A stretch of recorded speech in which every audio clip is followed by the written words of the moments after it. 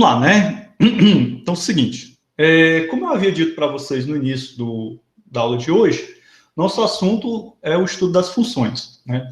O estudo das funções é um estudo muito importante dentro do campo da matemática, dentro do campo da computação, né? Também muito interessante. No vídeo de pré-aula eu abordei vários conceitos, né? Espero que vocês tenham compreendido bem direitinho. E também na aula do semestre passado tem lá muitos detalhezinhos, certo? Então, eu quero começar o nosso segundo momento hoje, revisando alguns conceitos e já trabalhando algumas demonstrações baseadas nesses conceitos, beleza? Entendido? Então, vamos passar aqui para a nossa apresentação, certo? Tela 2. E lembrando, quem não registrou ainda a sua frequência no chat, por gentileza, fazê-lo. Prometo a vocês que na partir da próxima semana, esse procedimento não vai ser mais necessário, porque eu vou instalar aí um plugin que vai pegar logo a relação de quem está presente. Aí eu peço que vocês, na semana que vem, sempre coloquem o nomezinho de vocês bem bonitinho para a gente poder entender legal. Vamos lá, meus queridos e minhas queridas. Primeira coisa, como eu falei para vocês no nosso primeiro momento, uma função ela é uma relação, certo? Então, é um tipo de relação, tá certo? Foi muito comum vocês verem no ensino médio uma representação de funções através de gráficos no plano cartesiano, né? E aí é interessante a gente observar o seguinte, muitas vezes a gente encontra na literatura dos livros didáticos e também alguns professores comentam em sala de aula o uso da expressão o gráfico da função, né? E aí ontem, quando eu estava preparando essa aula, estava dando uma estudada para prepará-la, um dos livros que eu peguei, que eu usei, certo? O autor, ele diz assim, que o uso da expressão gráfico da função, ela é uma expressão tanto redundante, porque para esse autor, o gráfico é a própria função, né? Então, aquela representação que a gente vê no plano cartesiano ali não é o gráfico da função, é a própria função. E eu parei um pouquinho para pensar e sabe que isso faz todo sentido? Então, esse é o grande barato de você ter vários autores para você consultar quando você começa a estudar determinado assunto, certo? Bom, baseado nisso, né, nessa nossa fala inicial, eu trago para vocês esse gráfico aqui. Primeiro, primeiro, digamos assim, aviso. Esse gráfico aqui, ele não é uma função, certo? Por que esse gráfico não é uma função? Observem bem essa forma aqui, certo? Então, para que um gráfico seja uma função, para que um gráfico realmente represente uma função, ele deve ter uma determinada propriedade. E que propriedade é essa? A propriedade é muito simples. Eu vou aqui vou desenhar um outro esboço de gráfico, né? E eu vou fazer isso aqui, certo? Aqui é o x, aqui é o eixo y. Esse sim é um gráfico de uma função. Agora, eu queria que vocês observassem bem e olhassem para esse gráfico que eu desenhei usando a canetinha amarela e esse outro gráfico que já estava aqui na minha lousa digital. Existe uma característica aí nesses dois que imediatamente você vai perceber por que um é um gráfico de uma função, ou melhor, por que um representa uma função, por que um é uma função e o outro não é, né? Dou-lhe uma, dou-lhe duas, dou-lhe três, vamos lá. Observem bem que se eu passar, vou até usar aqui uma caneta de outra cor, se eu passar uma linha vertical nesse gráfico que eu fiz em amarelo, essa linha vertical, ela ela corta esse gráfico em apenas um ponto, certo? Então, essa é uma característica importante. Se eu fizer a mesma coisa com esse outro gráfico, vocês vão observar que essa linha vertical, que está meio torta, né? Ela cortou o gráfico em mais de um ponto. Então, isso fere o quê? Fere aquela ideia que eu falei para vocês no vídeo de pré-aula, na aula do semestre passado, e também durante o nosso quiz no primeiro tempo, que em uma função, né? Uma função que eu tenho dois conjuntos A e B, né? Que é o domínio contra domínio, cada elemento do conjunto A, os elementos do conjunto A, estão associados a pelo menos um elemento do conjunto B, né? Digamos assim, que não pode ter uma situação como essa, né? Eu não posso ter um elemento do conjunto A associado a mais de um elemento do conjunto B. Isso não caracteriza uma função, caracteriza uma relação. Eu falei para vocês que uma função é um tipo de relação, correto? Mas que nem toda relação é uma função. Toda função é uma relação, mas nem toda relação é uma função, certo? Então, isso daqui, ó, um elemento do conjunto A associado a mais de um elemento do conjunto B, isso não caracteriza uma função, isso não é uma função, é uma relação. E quando eu tenho um gráfico em que, né, no plano cartesiano, eu traço uma linha vertical, né, paralela ao eixo Y, e essa linha corta o meu gráfico em mais de um ponto, né, significa que esse gráfico não é uma função. Por quê? Porque aqui você está vendo que eu tenho um elemento do eixo X associado a mais de um elemento do eixo Y, certo?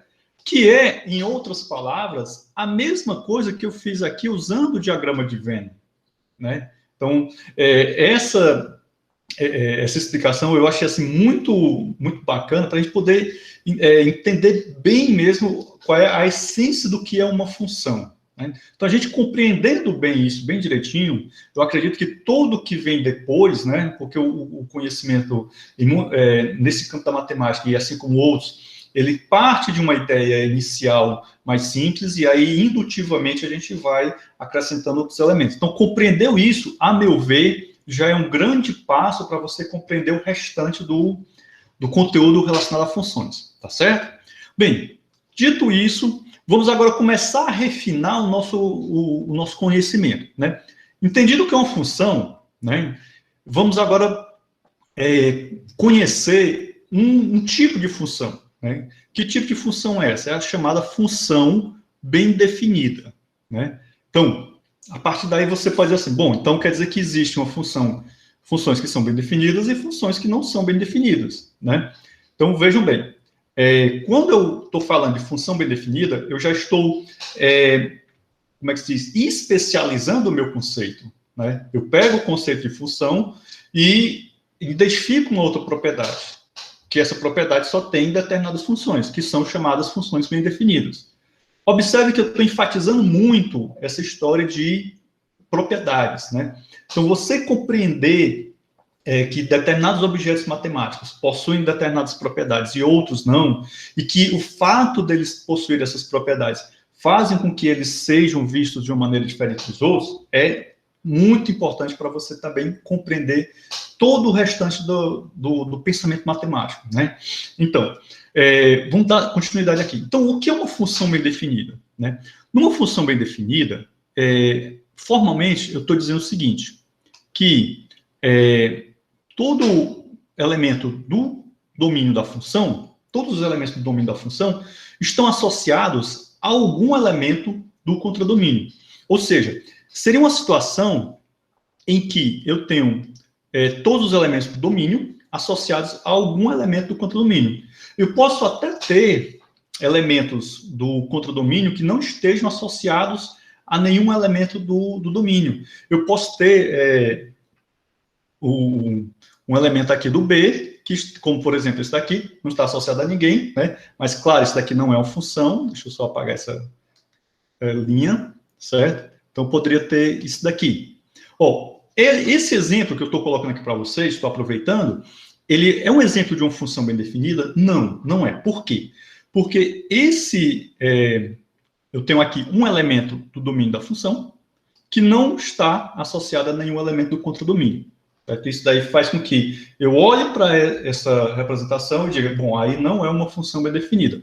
Mas, se esse elemento aqui também tivesse associado a esse outro elemento, ou seja, todos os elementos do domínio, do conjunto A, estão associados a algum elemento do conjunto B, aí sim eu teria uma função bem definida, certo?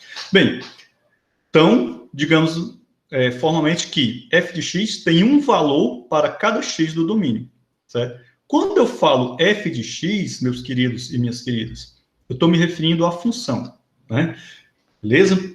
Bem, então vamos lá. Vamos aqui a um exemplo bem interessante. Esse exemplozinho aqui é bem bacana, né? Olha, suponhamos que eu tenho um conjunto P. Esse conjunto P é o conjunto das pessoas, de todas as pessoas do mundo, sejam elas vivas ou mortas, E tem uma função, né, uma função M, que de P em P, ou seja, das pessoas, do conjunto das pessoas, no próprio conjunto das pessoas, e essa função M, ela é definida como sendo a função mãe, certo? Ou seja, essa função, ela vai retornar a mãe de alguém, certo? Ou seja, vamos supor que eu tenho aqui mx, ela vai me retornar um y, que é a mãe de alguém. Supondo que ninguém nasceu por geração espontânea, né? Ninguém foi clonado, certo? Dentro do universo das pessoas vivas ou mortas, essa é uma função bem definida. Por quê? Porque todo mundo tem uma mãe, né? E isso, claro, dentro desse contexto que eu acabei de falar para vocês, exagerando um pouco o exemplo, né? Então, não tem como você ter um elemento do domínio, né, que não esteja associado a algum elemento do contradomínio, porque todo mundo tem uma mãe, correto? Deu para entender aí legal esse exemplo? Bem, agora a gente vai partir para um outro exemplo, né? Nesse outro exemplo, agora já um exemplo mais sofisticado, nós temos o seguinte, deixa eu baixar aqui um pouquinho, então vamos lá. Nesse nosso exemplo, eu tenho o seguinte, eu tenho um conjunto Q, que é o conjunto dos números racionais. Todo mundo aqui sabe que o conjunto dos números racionais é definido dessa maneira, x sobre y, tal que x e y pertencem ao conjunto dos números inteiros, e o y é diferente de zero, certo? Bem, aqui eu estou perguntando a vocês se essa função é uma função bem definida, certo?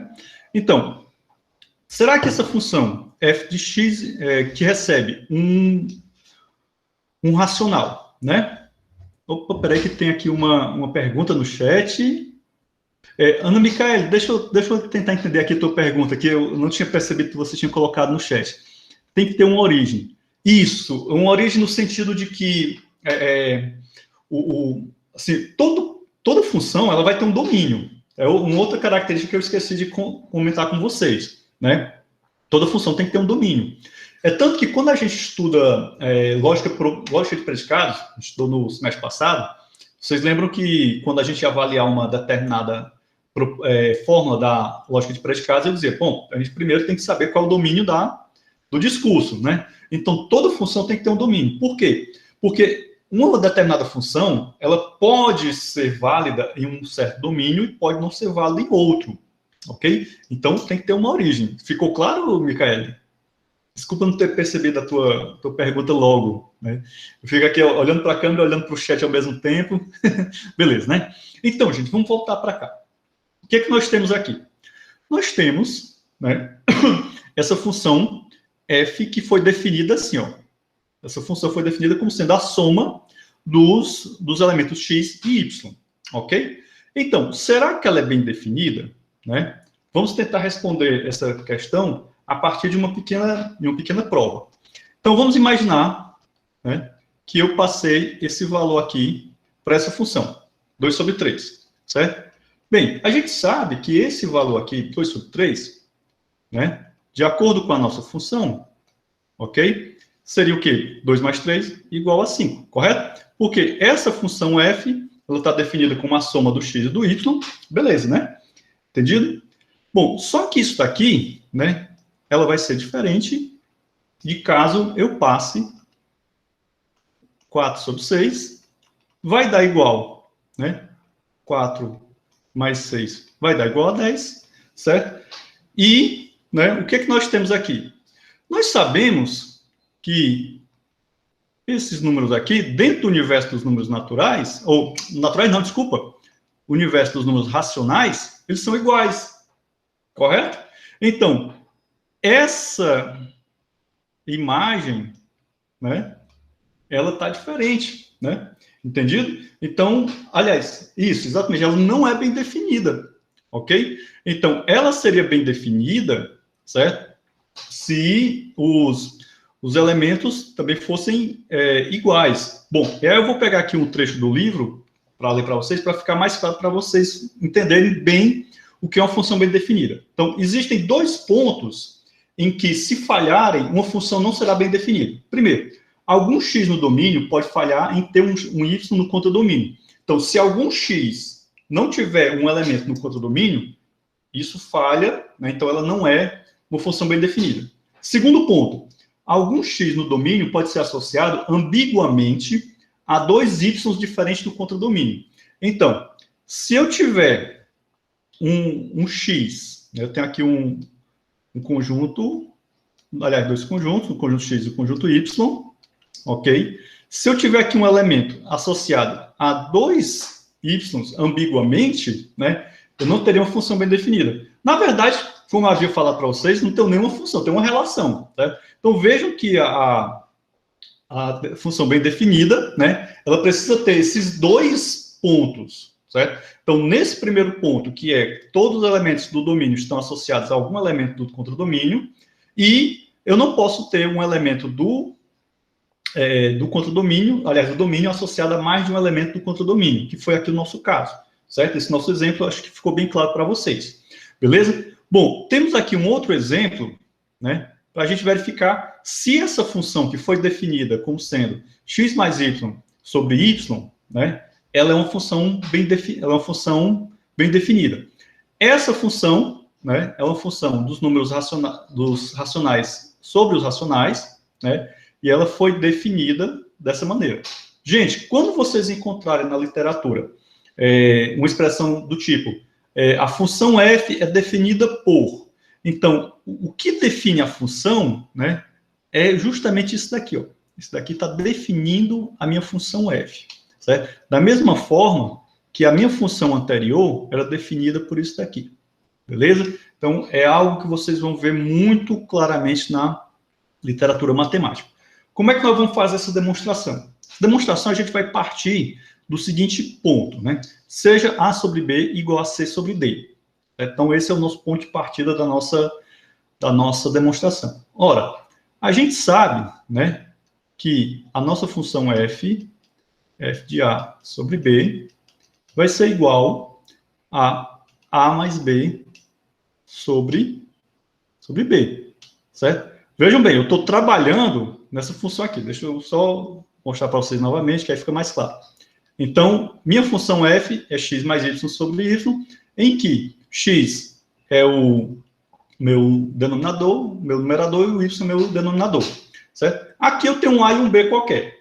Então, substituindo a e b na minha função, eu vou ter essa situação aqui. Ora, isso daqui, fazendo uma manipulação algébrica bem simples, vai me dar o seguinte: a sobre b mais b sobre b. Correto?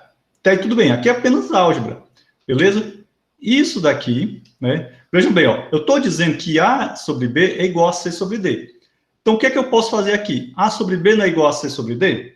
Então, eu simplesmente substituo c sobre d. Quem é o meu b? Não é o d? Então, eu posso simplesmente pegar esse b sobre b e fazer d sobre d. Ops, peraí. Correto? Ó, isso daqui, do ponto de vista da álgebra, está totalmente correto. Não tem por onde correr, não. Isso daqui, essa minha operação, é igual a c mais d sobre d. Beleza? Então, observem isso daqui, ó, vou até trocar de canetinha. Observem isso daqui, que é igual a f de c sobre d. Ok? Então, o que é que eu queria provar? Eu queria provar que essa função, né, essa função f que foi definida dessa maneira, beleza? Deixa eu voltar aqui, opa. Ela foi definida assim, x mais y sobre y, ela é bem definida. Então, eu mostrei tranquilamente aqui, ó, através de um argumento algébrico, que eu tenho, né, se eu tiver a sobre b igual a c sobre d, pertencente aos racionais, tranquilamente. Então, a minha função, que é definida como por x mais y sobre y, é igual, né, ela é uma função bem definida. Bom, gente, eu queria que vocês prestassem bem atenção a esse procedimento que eu fiz, né? Então, essa demonstração, ela começa, né, como sempre, toda demonstração começa assumindo algo como uma verdade, né? Então, assumir que A é igual a C sobre D. O meu objetivo era o quê? Era mostrar que essa função f de A sobre B é igual a f de C sobre B, ok? Então, o meu objetivo era fazer o seguinte, f de A sobre B igual a f de C sobre D, certo? Então, esse era o meu objetivo. Só que para me chegar aqui, eu tive que passar por alguns passos intermediários, que são justamente esses daqui. Esses passos intermediários, para quem estudou lógica matemática no semestre passado, deve estar lembrado muito bem do que a gente fazia na dedução natural. Só que na dedução natural, o que a gente utilizava? A gente utilizava as regras de inferência, certo? Mas a ideia do passo a passo, para você partir de um conjunto de premissas e chegar numa conclusão, é a mesma, certo? Entendido? Então, gente, demonstraçãozinha feita. Então, a gente finaliza colocando o nosso quadradinho ou o nosso famoso CQD, como queríamos demonstrar, certo? Então, é uma coisa bem clássica na literatura matemática encontrar esse CQD ou o quadradinho no final de uma demonstração ou prova. Quando eu falar demonstração, quando eu falar prova, eu estou falando do mesmo assunto, beleza? Gente, vamos avançar aqui um pouquinho. Agora eu quero focar na função injetora. No primeiro tempo, no Carro a gente viu algumas questões sobre função injetora, foi apresentado na pré-aula os conceitos, né? Mas agora vamos tentar trabalhar algumas demonstrações, utilizando a ideia de função injetora. Bom, primeiro de tudo, começar com a definição, né? Então, uma função f de x em y, ela é injetiva se para todo a e b em x, ou seja, para todo a e b no domínio da função, f de a igual a f de b implica em a igual a b, ou seja, em outras palavras, o que é que eu estou querendo dizer? Estou querendo dizer que todo elemento do conjunto, todo elemento do domínio da função está associado a, no máximo, um elemento do contradomínio. Se eu fosse representar isso como um grafo, né? Então vamos supor aqui que eu tenha esses vértices, né? Vértices aqui, e eu tenho um vértice uma aresta partindo de outro, né? Eu tenho aqui esse outro vértice aqui. Então, vejam que cada vértice desse tem um grau de entrada igual a 1, certo? Poderia ter um outro vértice aqui que não está associado a ninguém, ok? Então, esse grafo aqui, está meio mal desenhado, ele vai representar uma função injetiva, por quê? Porque nós temos aí cada vértice com grau de entrada igual a 1. Lembre-se que o conceito de grau de entrada só vale para os chamados grafos orientados, assunto do nossa aula passada, semana passada. Aliás, atrasada, né? Semana passada foi conjuntos. Entendido? Então, isso daqui é o que caracteriza uma função injetora ou injetiva, certo? Dependendo do autor, você vai encontrar o injetor ou injetivo. Bom, além da função injetora, nós temos a função sobrejetiva. No caso da função sobrejetiva, nós temos o seguinte, f de x em y, ela é sobrejetiva se para todo, ó, veja, observem bem, tem o para todo tanto está na definição da função injetiva como na definição da função sobrejetiva. Isso é um detalhe banal? Não, não é um detalhe de jeito nenhum banal. Por quê? Porque quando eu digo para todo, eu estou dizendo que são todos os elementos daquele domínio, daquele universo, certo? Entendido?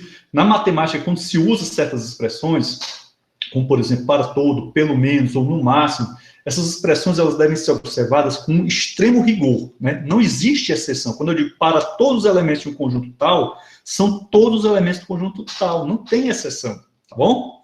Então, vamos voltar aqui. Observe que na definição de função injetiva, eu tinha para todo a e b em x, que no caso aqui o x é o meu domínio da função, correto? No caso aqui da função sobrejetiva, eu tenho para todo y pertencente ao conjunto y, ou seja, esse yzão é nada mais nada menos do meu contradomínio, né? Eu vou chamar só de CD. Existe um x pertencente a x, né? O xão aqui no caso é o domínio da função, tal que f de x é igual a y. Gente, em outras palavras, o que é que eu estou querendo dizer com isso aqui? Eu estou querendo dizer que todos os elementos do meu domínio, aliás, do meu contradomínio, né, eles formam a imagem da função, certo? Entendido? Que eu tinha falado para vocês no nosso primeiro tempo. Então, vocês observam aqui que o conjunto Y, que é o nosso contradomínio, todos os elementos dele, ó, todos os 3 elementos, estão associados a algum elemento do X. Aí, outro detalhe importante. Na definição, eu também uso essa expressão existe, né? Aqui eu poderia botar existe pelo menos um, certo? Aí ficaria mais completo ainda. Quem estudou lógica de predicados no semestre passado, muito provavelmente está lembrado que quando eu quantifico uma expressão existencialmente, eu estou assumindo que existe pelo menos um elemento no domínio do discurso que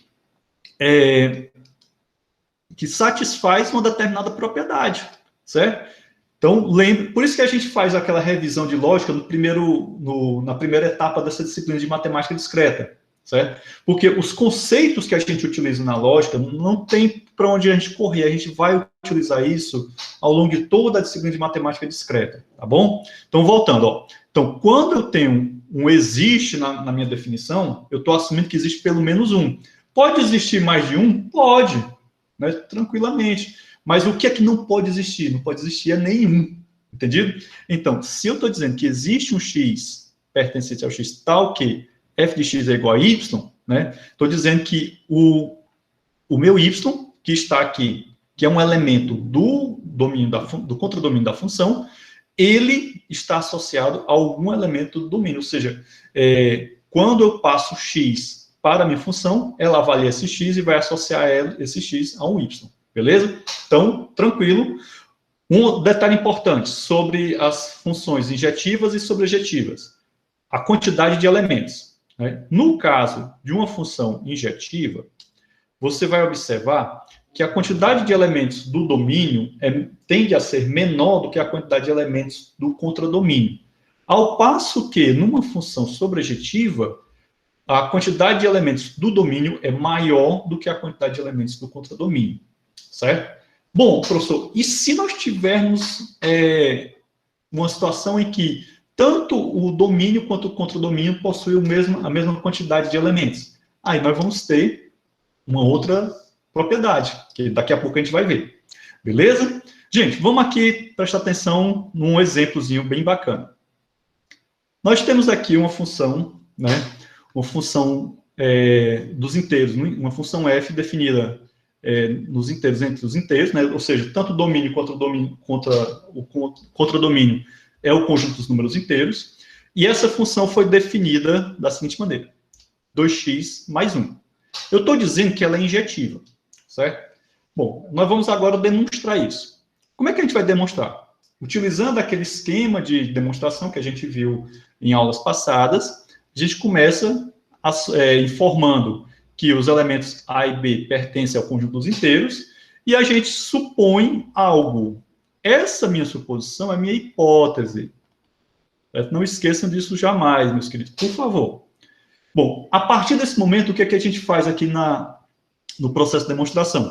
Nós vamos desenrolar, né, as definições, a minha hipótese, certo? Então, se eu estou assumindo isso daqui como hipótese, né, e a minha função f é definida dessa maneira, significa o quê? Significa que essa igualdade aqui, ó, 2a mais 1, certo? 2a mais 1 é igual a 2b mais 1, correto? Entendido aí? Tranquilo aí para vocês? Bom, se eu pegar, subtrair 1 de ambos os lados, eu manterei a igualdade. Vocês concordam comigo? Concordo, né? Então, se eu fizer 2a igual a 2b, essa igualdade se mantém. Veja que eu não estou utilizando gambiarra, isso é perfeitamente possível, certo? Subtrair um dos dois lados, e agora, né, eu posso tranquilamente fazer que a é igual a 2b sobre 2, que por sua vez, né, a é igual a b. Gente, a igual a b, o que é que isso daqui lembra vocês, né? Isso daqui foi onde a gente chegou. lá na definição, opa, cadê? Na definição de função injetiva, certo? Então, por isso que eu fico insistindo para vocês, prestem atenção nas definições. A gente usa demais definição quando nós vamos construir provas, né? Boa parte das provas que a gente constrói nessa disciplina, que são provas relativamente simples, né? São baseadas nas definições. Então, portanto, vamos voltar aqui. Então, portanto, ela é injetiva, certo? Vou colocar aqui o nosso quadradinho. Beleza? Entendido? Então, eu parti, né? Isso daqui foi o meu início, né, a minha hipótese, e aqui é a minha conclusão. Ok? Vamos voltar lá para a definição. Vocês vão ver o seguinte, ó. Ó, aqui a minha hipótese, onde é que ela não está. Certo? Beleza? Entendido? Então, só para a gente encerrar esse assunto aqui. Como eu disse para vocês em outros momentos, que muitas vezes, quando você vai construir uma demonstração, né, o ideal é você pegar aquela proposição que você vai provar, e se você vai utilizar uma demonstração direta, você pega a proposição e transforma ela numa condicional, P condicional Q. Deixa eu mostrar aqui para vocês, né? Então, eu estou dizendo aqui, ó, f de x igual a 2x é injetivo. Então, o que é que isso quer dizer? Se f de x igual a 2x mais 1 é injetiva, então, nós vamos ter o seguinte, que f de A é igual a f de B, né? E A é igual a B. Então, seria mais ou menos isso daqui. Isso daqui, né, isso que eu escrevi era apenas para você ter uma ideia de como é que você vai estruturar a sua demonstração. Não é necessário que você precise fazer isso aqui, mas durante o processo de esboço. Correto? Vamos aqui para um outro exemplo.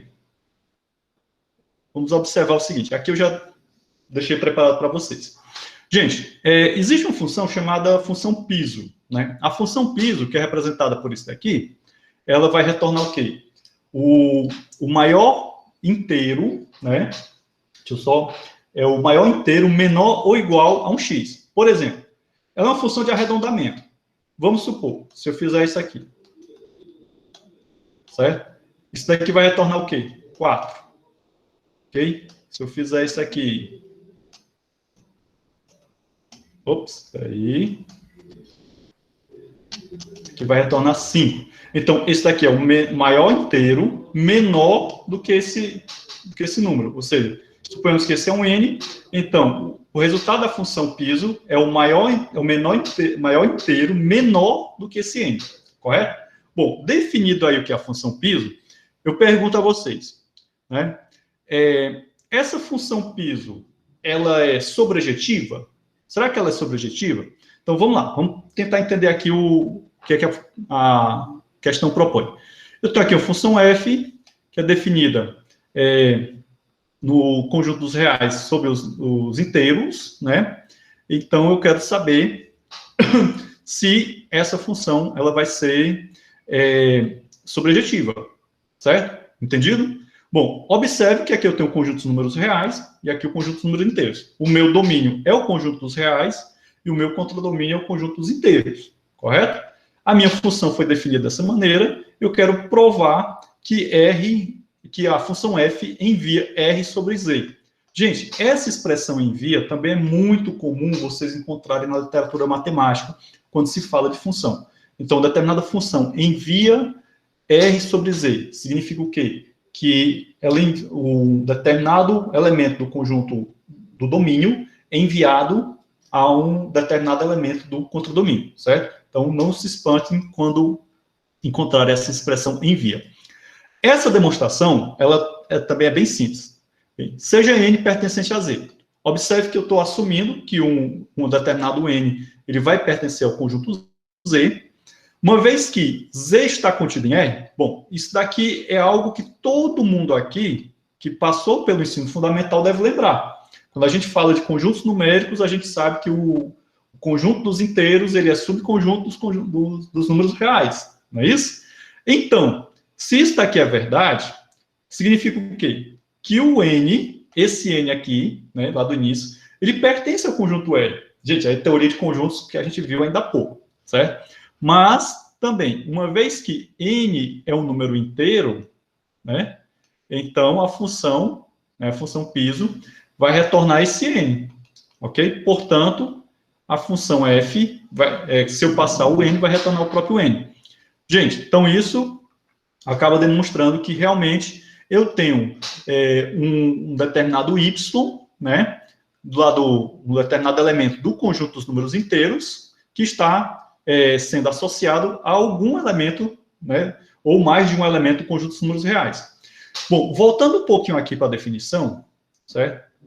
Da função sobrejetiva, o que é que eu chamei a atenção de vocês antes?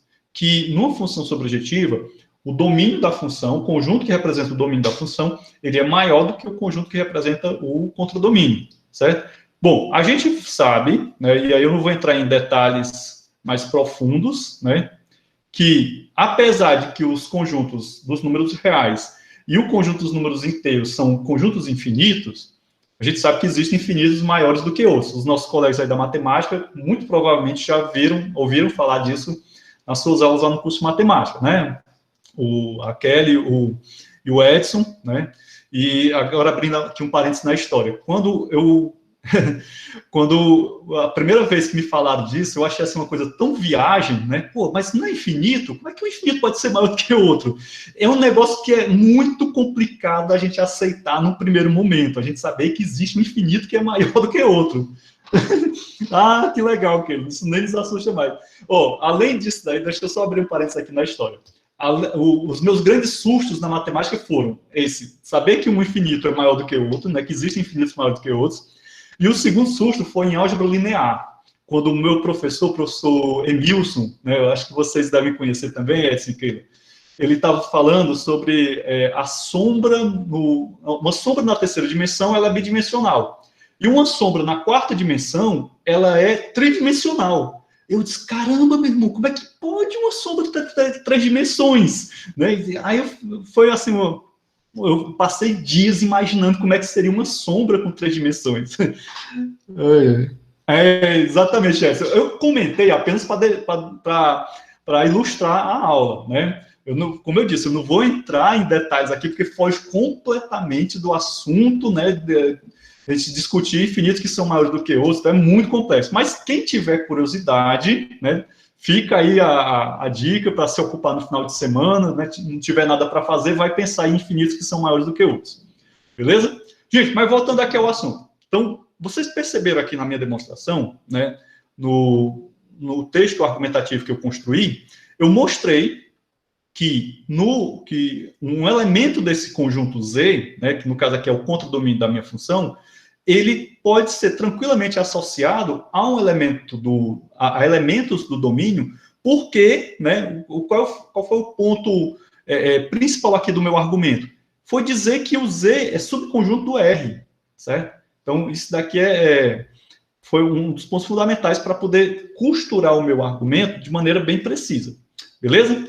Bom, agora a gente vai partir para uma outra função que eu até já tinha comentado com vocês anteriormente. Se eu tenho uma função, né, em que o tamanho do conjunto, o conjunto que representa o domínio, tem o mesmo tamanho do conjunto que representa o contradomínio, né, e todos os elementos do domínio estão associados a todos os elementos do contradomínio, certo? O que é que eu vou ter aí? Eu vou ter uma função que ela, ao mesmo tempo, ela é injetiva e, ao mesmo tempo, ela é subjetiva, porque ela vai ter as propriedades que define tanto a injetiva como também a subjetiva, certo? Nesse caso aí, o que é que nós vamos ter?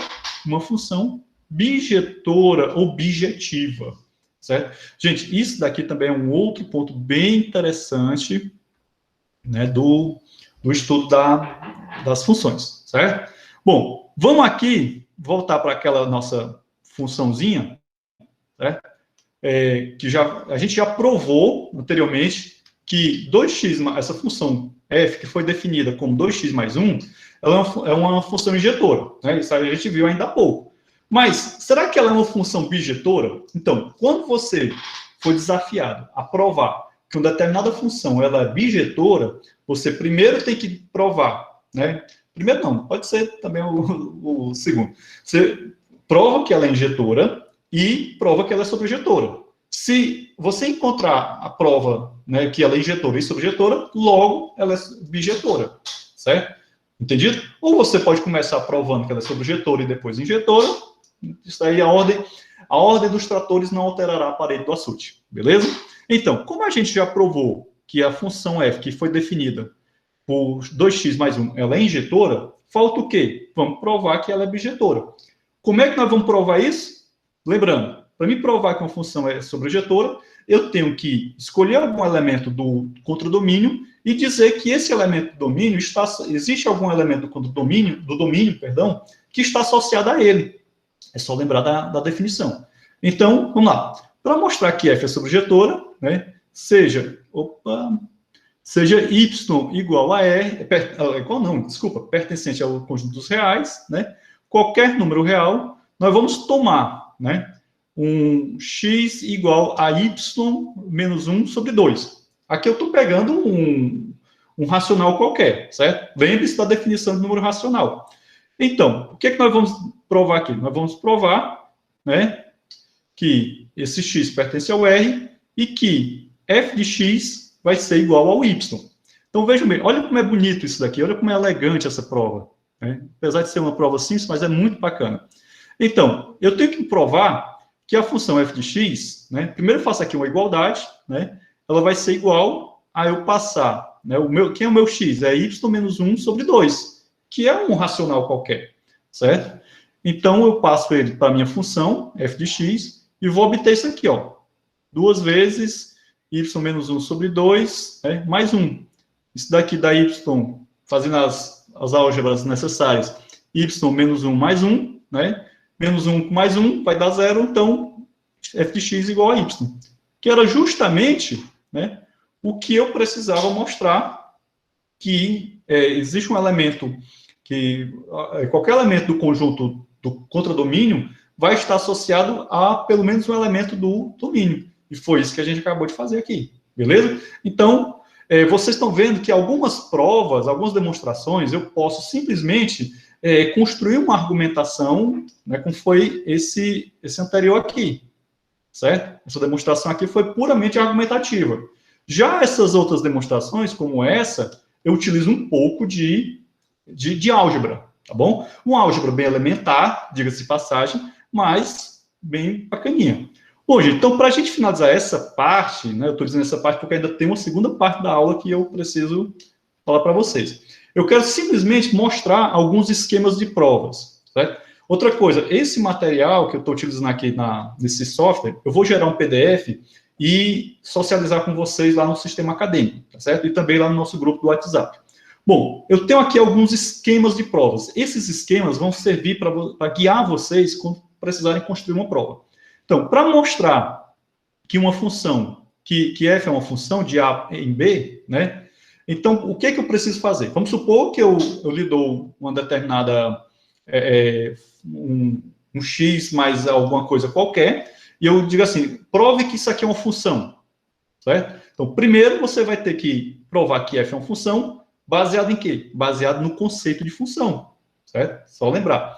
Depois, eu tenho que provar que o A é o domínio da função e que o B, né, aliás, que a imagem de F está contida no conjunto B. Lembre-se sempre, quando eu falo imagem, aqui eu botei só IM, mas em algumas literaturas se utiliza IMG, a imagem da função é um subconjunto do contradomínio, certo? Então, quando eu digo aqui, ó, IM, F está contido em B, eu tenho que provar isso aqui também. Então, o que é que vocês estão percebendo aí? Que eu preciso utilizar alguns conceitos que eu já aprendi lá na teoria de conjuntos. O conceito de continência, né? Então, vejam que uma demonstração não é um bicho de 7 cabeças. A gente tem dificuldade no início de construir demonstrações porque muitas vezes a gente não está acostumado a fazê-lo, mas com a prática né? Num instante sai. Bom, esse é um esquema de prova para você demonstrar, para você provar que uma determinada função f que foi definida, ela é um determinado f, ela é realmente uma função. Lembre-se, toda função é uma relação, mas nem toda relação é função. Se você não conseguir demonstrar, pode ser que aquilo que você acha que era uma função, na verdade, era apenas uma relação. Tá certo? Bom, como é que a gente mostra que uma determinada função f ela é injetiva? Eu posso tanto utilizar a demonstração direta, que foi o que a gente fez, né? Ao longo dessas demonstrações que a gente fez ainda há pouco, nós utilizamos demonstração direta. A gente suponha f de x igual a f de y, vai desenvolvendo, vai desenrolando isso daqui, e nós chegamos na conclusão que o x é igual a y. Então, né, assim ela é injetiva. Ok? Então, aqui é o início da minha demonstração, a suposição inicial, ou seja, a hipótese que a gente assume como sendo verdadeira. Não esqueçam, toda vez que você vai construir uma demonstração, quando você vai provar algo, você precisa partir de uma suposição, né, que você assume como sendo verdadeira. É a sua hipótese inicial, tá bom? Bom, eu posso também utilizar o método da contrapositiva. Lembre-se bem, prova direta são aquelas proposições do tipo P condicional Q. Contrapositiva é não Q condicional não P. Em outras palavras, a gente supõe, no caso aqui da injetiva, que x é diferente de y, e, portanto, f de x é diferente de f de y. E assim ela é injetiva. Certo? Ah, professor, por que eu preciso saber desses meios de provas? Né? Eu não podia usar só prova direta? Olha, tem situações em que a prova direta ela se torna mais complicada. Aí se você está enganchado na prova direta, tenta a contrapositiva. Se enganchou na contrapositiva, tenta a prova por contradição.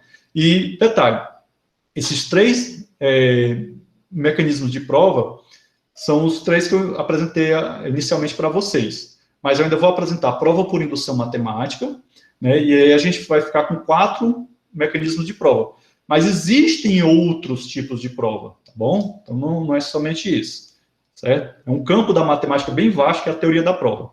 Vamos lá. E, por fim, nós temos a prova por contradição. Na prova por contradição, a gente supõe a negação daquilo que a gente está querendo provar. E lá, no meio da prova, a gente espera encontrar uma contradição. Se a gente não encontrar a contradição, significa que aquilo a gente não conseguiu provar, certo? Aquilo que a gente assume como sendo verdade, não é verdade, tá certo?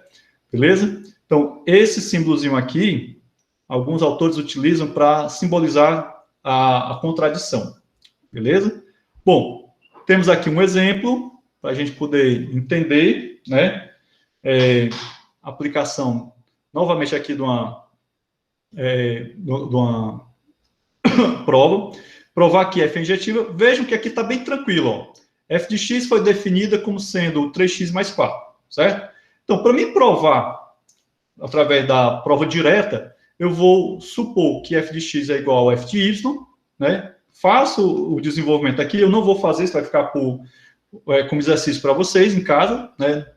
Apenas para treinar. E aí nós vamos chegar aonde? Nós vamos chegar em que x é igual a y, correto?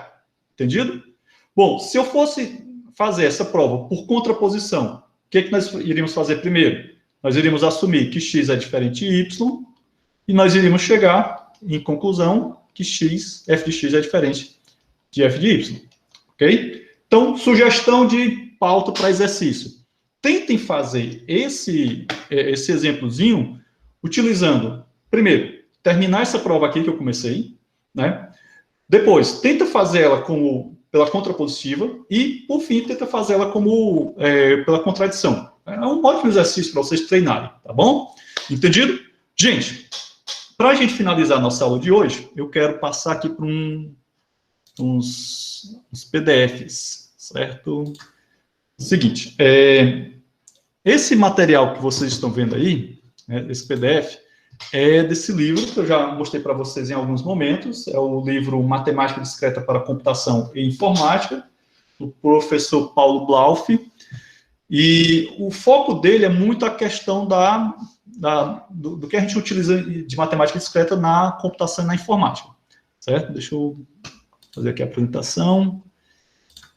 E o seguinte, aqui é do capítulo 4, que é o capítulo, aliás, capítulo 5, desculpa, funções parciais e totais.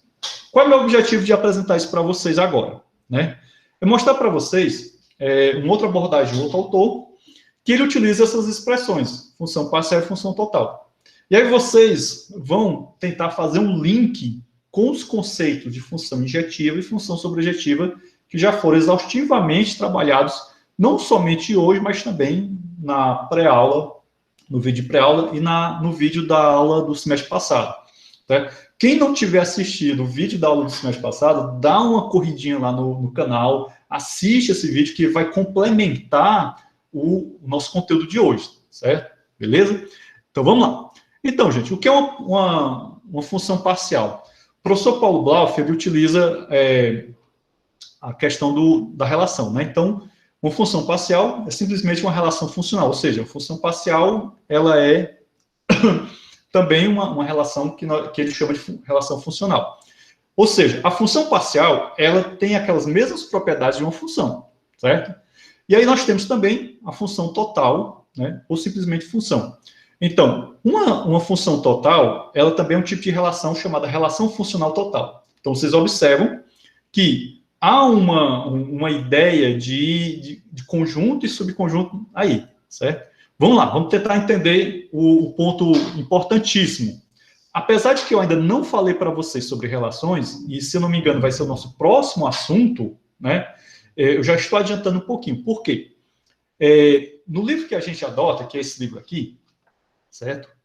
O autor, ele apresenta o conceito de funções e depois ele apresenta o conceito de relações. Em outros livros, os autores fazem o contrário. Eles apresentam relações e depois apresentam função, porque função é uma especialização da relação. Certo? Eu achei muito bacana a abordagem desse livro que eu utilizo. Mas eu gosto de fazer um jogo, né, para a gente apresentar as duas abordagens, né, fazer elas conversarem, porque, de repente, né, um acaba complementando o outro. Mas vamos lá. Então, vejam bem. Função parcial é a relação, né? Então, vejam que aqui o conjunto das relações é um conjunto bem amplo. Então, as funções parciais, as funções totais, são subconjuntos do conjunto de relações. E aquela história que eu falei para vocês. Toda função é uma relação, mas nem toda relação é uma função. Aí o gráfico aqui, o diagrama de Venn, está bem claro para vocês entenderem, certo? E o texto também, beleza? Esse conjunto de slides eu também, se eu não me engano, eu já disponibilizei lá no sistema acadêmico, mas se eu não tiver disponibilizado, mais tarde eu farei, tá bom? Entendido? E aí vocês observam o seguinte, ó, que no caso das funções parciais e totais, né, eu vou ter que toda função parcial, né, ela também é uma função total, né, como diz aqui, ó, nem toda função, mas uma função total, né, aliás, toda função total, ela também vai ser uma função parcial, mas nem toda função parcial vai ser total, ok? Estão vendo aqui? Então, aquela coisa, toda relação é uma função, mas nem toda função é uma relação, mas nem toda relação é uma função. Toda função total é uma função parcial, mas nem toda função parcial é uma função total, e por aí vai. Ok? Vamos lá, adiante. Então, aqui ele fala apenas alguns pontos sobre a importância do estudo das funções, isso eu posso passar. E aí tem um conceito muito importante, é o conceito da função parcial. Então, vejam que o conceito de função parcial, né, ele começa a se tornar uma coisa familiar para vocês. Ó. Função parcial é uma relação funcional, beleza? Em que está contido no produto cartesiano. Então, vocês sempre têm que lembrar que quando a gente fala de função, eu tenho um par de um produto cartesiano, um par AB. Ou seja, o elemento A, ele faz parte do domínio da função e o elemento B do contradomínio, certo? Então, quando a gente estudou produto cartesiano lá na aula de conjuntos, né, já foi para preparar o terreno para as funções, certo? E assim vocês começam a perceber como esses assuntos matemáticos, eles se relacionam entre si, beleza? Entendido? Deixa eu tomar aqui um pouquinho da água. Então, a definição de função parcial está bem bacana aqui, ó. Cada elemento do domínio está associado com, no máximo, um elemento do contradomínio. Gente, isso daí foi praticamente a mesma definição que eu apresentei para você de função injetiva, certo? Viram aí o grande barato da coisa? Então, vamos lá. Aqui nós temos algumas notações, né? Aqui alguns termos que são utilizados para definir função parcial, operação parcial, mapeamento parcial, transformação parcial. É muito bom a gente conhecer esses outros termos. E aqui algumas representações, certo? Beleza? Alguns exemplos de funções parciais. E agora, vamos parar aqui um pouquinho. Eu já tinha falado para vocês que nós podemos representar as funções através de grafos, né?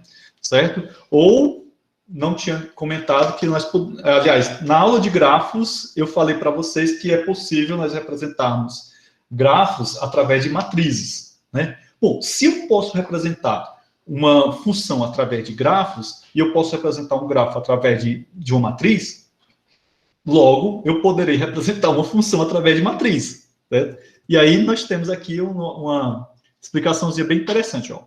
Se eu for construir uma matriz que vai ter valores, diversos valores, né? Uma matriz verdade que vai ter apenas zeros e uns, né? Então eu vou ter no máximo um valor verdadeiro para cada linha, né? Lembrando que nesse caso a linha da matriz representa o domínio da função e as colunas representam o contradomínio, certo? E no grafo eu vou ter no máximo uma aresta partindo de cada nodo. Nodo ou vértice são sinônimos, ok? Nesse caso aqui, o professor Paulo Blauf utiliza essa expressão aresta partindo, né? Então, eu vou ter aí uma aresta que vai sair de cada vértice para um outro qualquer. Se eu tivesse mais de uma aresta, significava o quê? Que ali não era uma função, né? Eu teria mais de uma aresta, beleza? Então, aqui são alguns exemplos de funções parciais, a adição dos naturais, a divisão dos reais, né? E ele deixa aqui algumas perguntinhas para vocês, beleza? Qual é o conjunto imagem? Bom, e agora a gente vai para um outro conceito que é muito importante nesse estudo de funções, que é o conceito de dualidade, né? O conceito de dualidade, ele é muito bom para a gente poupar trabalho, certo? Então, vamos lá. Uma relação, aliás, o conceito de dualidade a gente vai ver em mais detalhes na aula de relações, tá bom? Então, eu até queria passar isso aqui para vocês rapidinho. Então, vamos ver. Eu tenho aqui uma função, né, um conjunto A, formado por 0, 1 e 2, e uma endofunção parcial de A em A, né, tal que f é definida, né, como sendo 0 e 2, os pares 0 e 2 e 1 e 2. Então, a oposta dessa função, ou seja, a dual dela, seria o quê? 2,20 e 2,1. Então, o que nós estamos vendo aqui? Que uma função parcial, a dual de uma função parcial, seria simplesmente eu trocar os elementos, né, de posição, certo? Entendido? A gente vai ver isso daí com mais detalhes lá nas relações. Bem, lá nas relações, certo?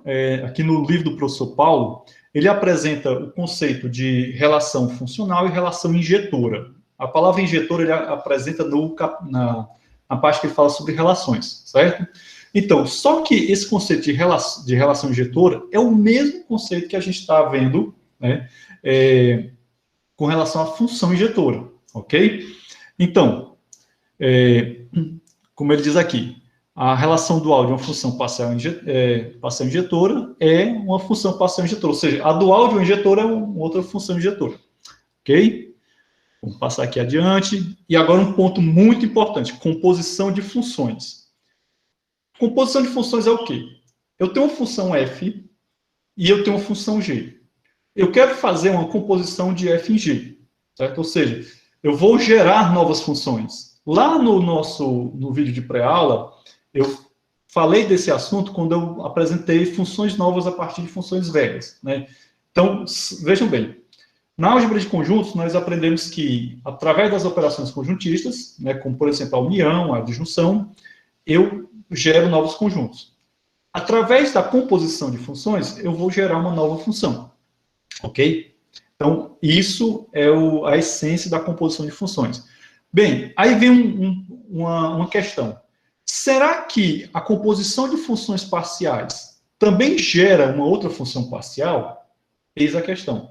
E a resposta é sim, né? Então, nós temos aqui, ó, a composição de relações é uma relação, por definição, isso a gente vai ver depois na parte de relações, E a composição de funções parciais é uma função parcial, né? Então, basta mostrar... Como é que a gente vai provar isso? É só mostrar que a composição de funcionais ela também é funcional, certo? Entendido? E aí nós temos um teorema que diz o seguinte: seja R uma relação de A e B, e S, B e C são relações funcionais, certo? Então, a composição de R em S, né, ou seja, eu vou ter uma relação entre o conjunto A e o conjunto C, também será uma relação funcional, ou simplesmente função. Para isso, nós temos aqui uma prova. Queria detalhar essa prova com bastante calma para vocês, mas muito provavelmente eu vou rever essa prova quando a gente estudar relações, né, na próxima semana. Certo? Deixa eu ver se é na próxima semana mesmo. Deixa eu ver aqui.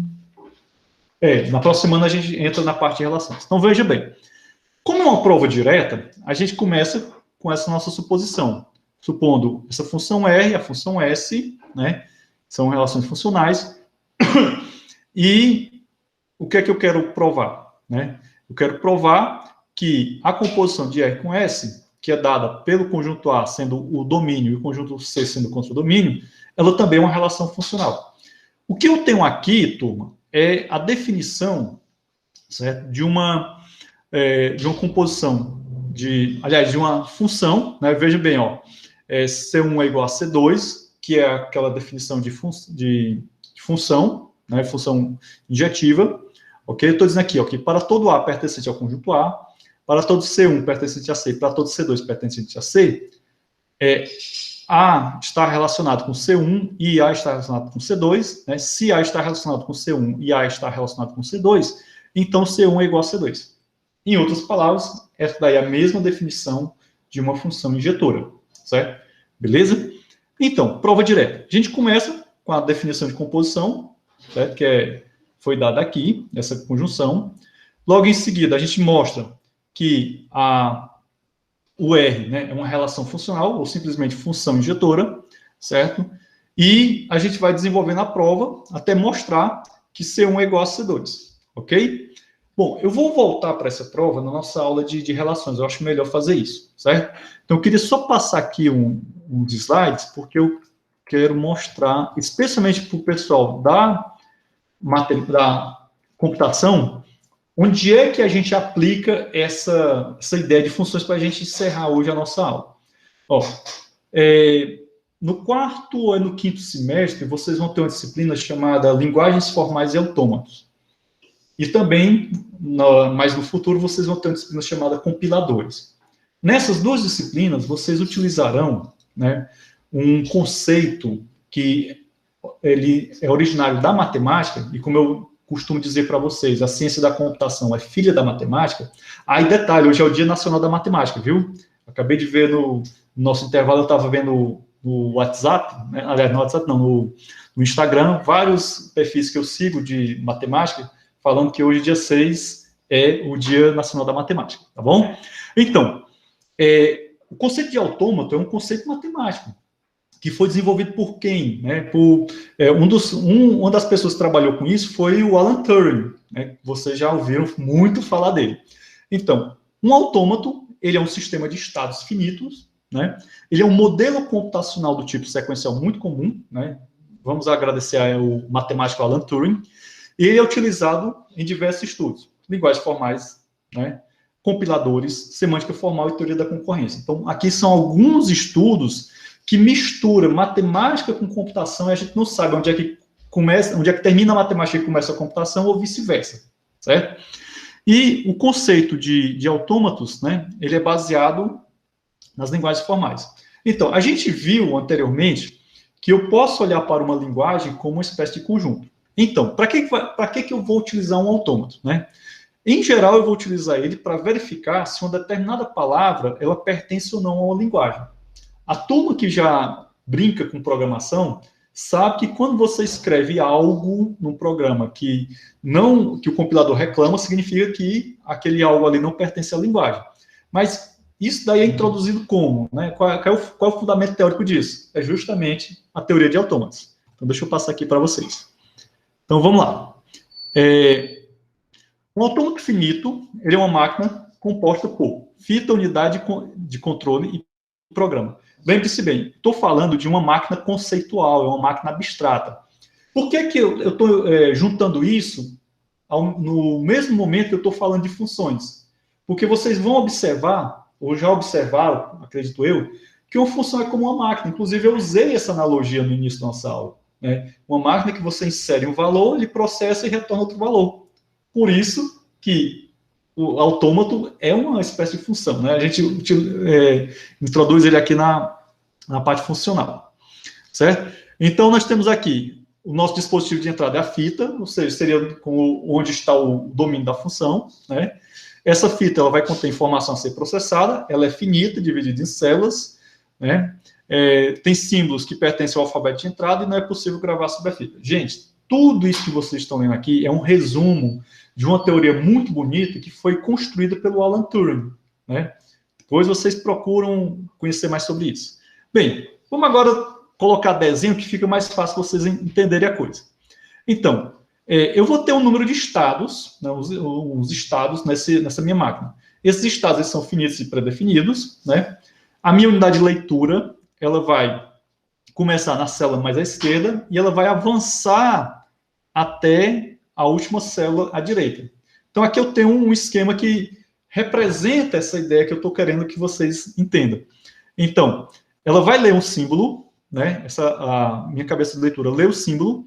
De acordo com esse símbolo, ela vai ter digamos assim, um comportamento, certo? Entendido? E aí ela vai se mover para a direita, ela vai movendo para a direita. Então, o que é que o meu autômato vai fazer? O meu autômato ele vai receber uma determinada palavra e vai verificar se aquela palavra é válida ou não. Isso parece algo muito trivial, mas quando vocês estiverem estudando lá em linguagens formais e autômatos, vocês vão ver que não é bem assim. Vamos lá, avançar um pouquinho. Bem, quem é que comanda as leituras? É uma função parcial, certo? Pô, professor, mas o que isso tem a ver com função? Gente, função parcial, que é a mesma função injetora, né? Ela dizia o que na definição? Que todos os elementos do domínio estão associados a, no máximo, um elemento contra domínio. Ou seja, se aquela palavra que você está passando para a sua máquina, para o seu autômato, é válida, ao final do processo, ele vai chegar num estágio final, né, e vai dizer que aquela palavra é válida porque ela está associada a algum elemento do contra-domínio. Tentem fazer esse link entre os conceitos, né? E quando vocês chegarem em autômatos, vocês vão ter muito menos dificuldade. Eu vou ser bem sincero, quando eu fui aluno da computação, linguagens formais e autômatos foi uma das disciplinas que eu achei mais difícil na minha vida, né? A minha carreira na computação, enquanto estudante, autômatos foi uma das disciplinas mais casca-grossa que eu enfrentei. E quando eu comecei a estudar matemática discreta e cheguei nesse livro aqui do professor Paulo e vi esse exemplo, eu disse, meu Deus do céu, se eu tivesse aprendido isso na época da graduação, eu não teria tido tanta dificuldade em autômatos como eu tive, certo? Por isso que matemática discreta é uma disciplina que ela vai meio que preparando vocês para muitas outras do curso de computação. Mas vamos voltar aqui para o nosso slide.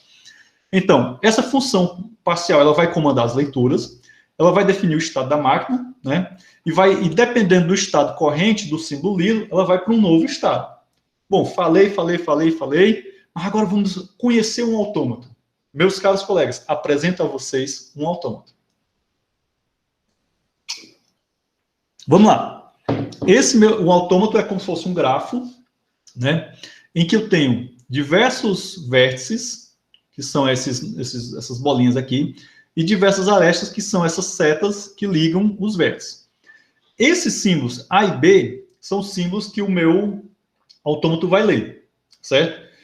Esse vértice que tem o 0 é o chamado estado inicial. E esse vértice que tem o F é o estado final, certo? Ou seja, nesse estado inicial, se ele ler o símbolo A, ele vai passar para o estado Q1. Se ele ler o símbolo B, ele vai passar para o estado Q2. No estado Q1, se ele ler o símbolo A, ele vai passar para o estado final, certo? Se no estado final ele lê um símbolo A ou um símbolo B, ele continua no estado final, ok? Se ele tiver lido inicialmente um B, ele passa para o estado Q2. No B, se ele ler um símbolo A, ele vai passar para o estado Q1. Se lá no estado Q1 ele lê um B, ele volta para o estado Q2. Então, vejam bem. Pensem um pouquinho. Se eu passar uma palavra onde eu tenho os seguintes símbolos, A, B, B, B, ele vai chegar no estágio final em A e 3 Bs. Ele vai chegar no estágio final? Vamos lá. Então, estado inicial, leu o símbolo A, estágio no Q1, ele leu B, né? Aí depois ele leu B novamente, e aí ele leu um terceiro B. Ele chega no estágio final. Certo? Mas se ele lê uma palavra A, B, A, com apenas 3 símbolos, ou A, B, A, né? A, B, A e mais 3 As. Será que ele chega no estágio final? Então vamos lá. A, né, vai para o Q1, B, ele vai para o Q2, A, ele vai para o Q1 novamente, A, ele vai para o Q... do Q1 ele vai para o QF, e aí beleza. Bom, vocês estão vendo aí que existem umas palavras, né, esses exemplos que eu dei, ele chegou no estágio final. Mas, determinada palavra, ele poderia ficar enganchado nesse Q1 e Q2 indo e voltando, e nunca chegando no F. Significa o quê? Que essa palavra não era válida. Correto? Entendido? Então, nesse caso aqui, esse meu autômato, ele vai ler qualquer palavra que tenha a ou BB como subpalavra. Correto? Entendido? Então, quando ele processar toda a entrada, ele vai chegar no estágio final, certo? E essa palavra será aceita se ele parar no estágio final. Ok? Quando vocês chegarem em linguagens formais e autômatas, vocês com certeza vão lembrar dessa aula, certo? E aí vão me agradecer também, tá certo? Gente, aqui eu tenho um outro esquema para mostrar que esse autômato aqui, ele leu tranquilamente essa palavra, né, porque, como eu disse, esse autômato, né, o autômato é esse diagrama aqui, né? Ele leu, né, essa palavra bem direitinho, chegou no estágio final, e aqui, né, eu tenho a representação do meu autômato finito como uma função parcial, certo? Então, esse meu autômato é uma função parcial.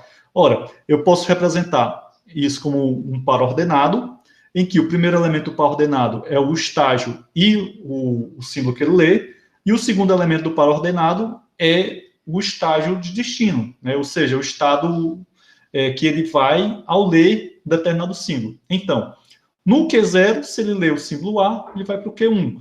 No Q0, se ele lê o símbolo B, ele vai para o Q2. Então, aí, turma, para a gente montar um programa para verificar isso aí, é muito tranquilo, né? Quem já tem algum conhecimento de vetores e tal, né, na linguagem de programação, consegue implementar isso numa boa, beleza?